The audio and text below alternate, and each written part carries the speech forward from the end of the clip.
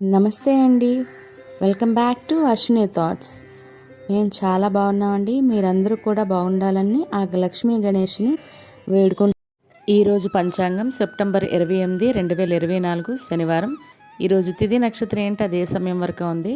ఈరోజు శుభ అశుభ గడియలు ఏంటి, వీటితో పాటుగా ఈరోజు మంచిదేననే విషయం కూడా చూద్దామండి. స్కిప్ చేయకుండా వీడియో ఎండింగ్ వరకు చూడండి.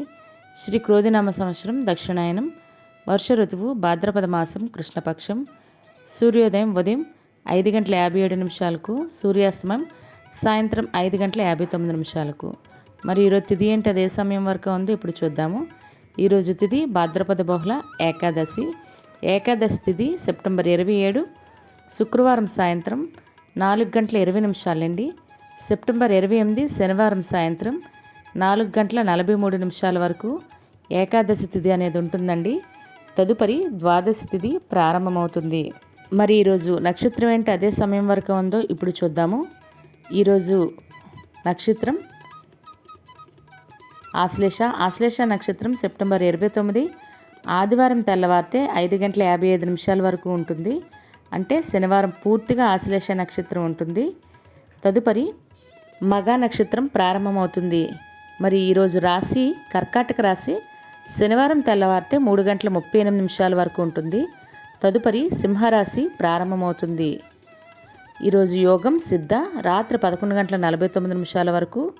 తదుపరి సాధ్య కరణం బాలవ మధ్యాహ్నం 2:52 వరకు. తదుపరి కౌలవ రేపు తెల్లవారితే అనగా ఆదివారం తెల్లవారితే 3:48 వరకు. తదుపరి తైతల గర. చూసారు కదండి. ఈరోజు శుభ అశుభ గడియలు చూద్దాము. ముందుగా అశుభ గడియలు చూద్దాము. అశుభ గడియల్లో ముందుగా వర్జ్యం సాయంత్రం 6:11 నుండి రాత్రి 7:51 వరకు. దుర్ముహూర్తం ఉదయం 5:49 నుండి ఉదయం 7:27 వరకు దుర్ముహూర్తం అనేది ఉంటుంది. రాహుకాలం ఉదయం 9 గంటల నుండి ఉదయం 10:30 వరకు. యమగండం మధ్యాహ్నం 1:30 నుండి మధ్యాహ్నం 3 గంటల వరకు యమగండం అనేది ఉంటుంది. గుళిక కాలం ఉదయం 6:12 నుండి ఉదయం 7:42 వరకు. ఇవన్నీ ఈరోజు అశుభ సమయాలండి. మరి ఇప్పుడు ఈరోజు శుభ సమయాలు అనేవి చూద్దాము. శుభ సమయాల్లో ముందుగా బ్రహ్మ ముహూర్తం తెల్లవారితే 4:33 నుండి తెల్లవారితే 5:21 వరకు. అమృత గడియలు తెల్లవారితే 4:53 నుండి ఉదయం 6:33 వరకు. అభిజిత్ ముహూర్తం ఉదయం 11:42 నుండి మధ్యాహ్నం 12:30 వరకు. ఇవన్నీ ఈరోజు శుభ సమయాలండి. మరి ఈరోజు ప్రశ్న, రావణుడు కొడుకు పేరు ఏమిటి? ఈ ప్రశ్నకు సమాధానం తెలిస్తే కింద కామెంట్ బాక్స్లో కామెంట్ చేయండి. మరి నిన్నటి అడిగిన ప్రశ్నకు సమాధానం ఇప్పుడు చూద్దాము.